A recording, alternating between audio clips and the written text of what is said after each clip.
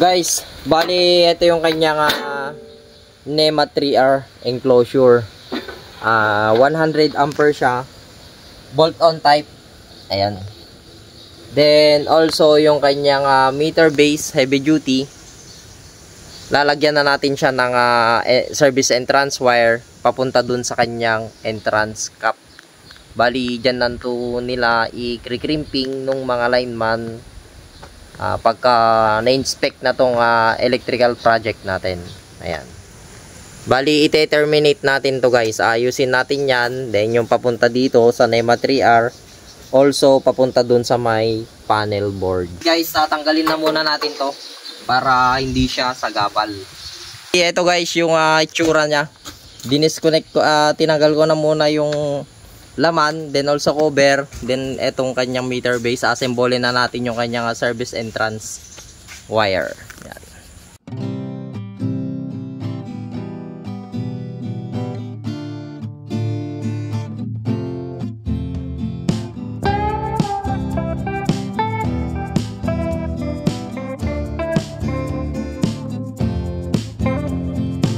Connection namin dito sa probinsya is line to ground. Yung connection namin dito 0 volts, then 220 yung ating connection dito guys.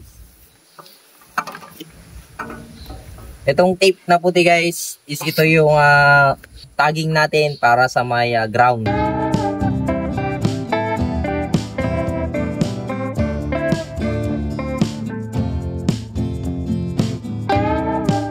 Pag terminate nyo, hindi dapat siya sosobra dito. Ayan yung isang mai-share ko guys. Dapat to sakto lang. Gaya nito guys, wala siyang sobra dito. Wala siyang excess. Sakto lang siya. Bali ito yung ground natin guys sa aming connection dito sa probinsya. Then pagka nakapunta na dito sa load natin guys is ito yung neutral natin. Then also meron siyang guys, may lock siya para i-fit niya itong wire na 30mm na nilagay natin.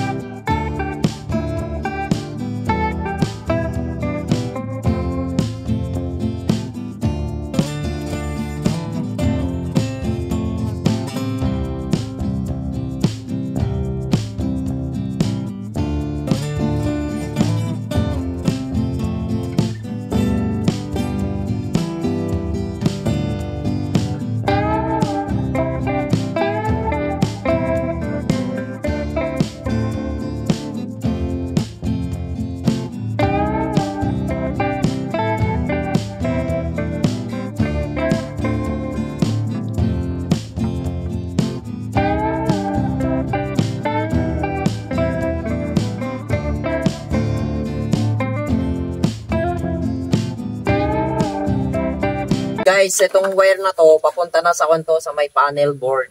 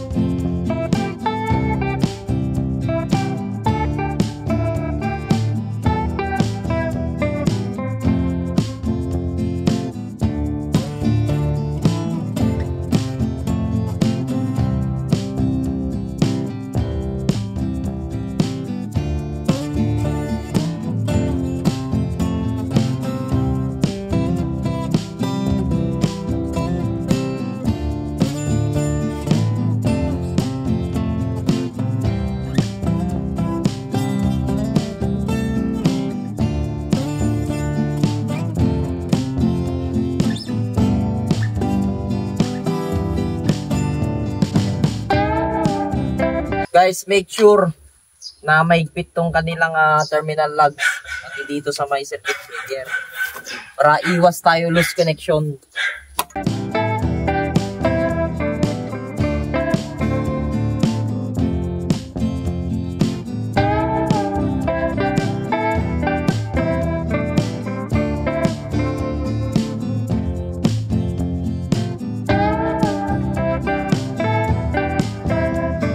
guys, ito na yung termination natin dito sa may meter base, then sa may main disconnection breaker. Bali, kon guys, yung linya dito sa amin is line to ground. Itong may tape na puti is ito yung ground natin guys. Then pagdating sa may load side, ito yung neutral natin.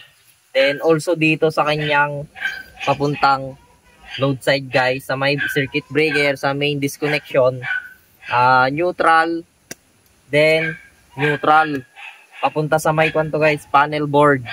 Then itong isa is ito yung line natin guys. Then ito din yung papunta sa may line side.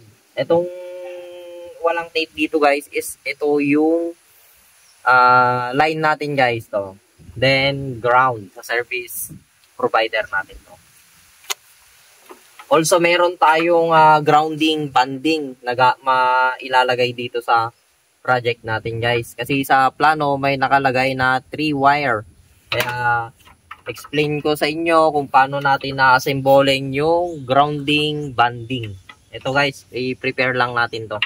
Then yung sa may panel board, i-terminate lang natin yon. Then ilalagay na natin yung kanyang grounding rod. So yun lang guys.